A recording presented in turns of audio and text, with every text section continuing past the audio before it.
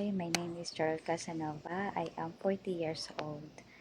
I am married but separated after a year of marriage.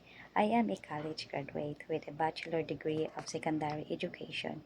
While I'm on my studies, I did online selling, and on my weekends, I did private tutoring with the age of 7 years old and 12 years old.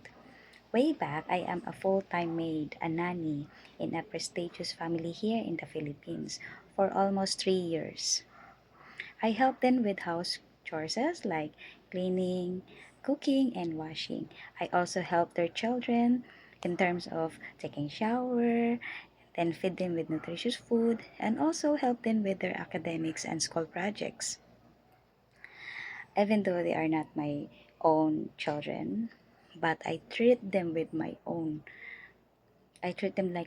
family. I love them so much.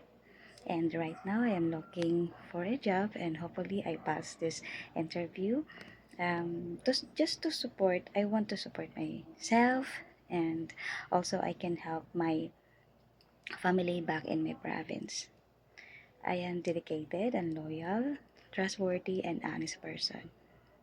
Thank you for this opportunity that you given me, ma'am, sir. Thank you so much, and have a great day ahead. Thank you.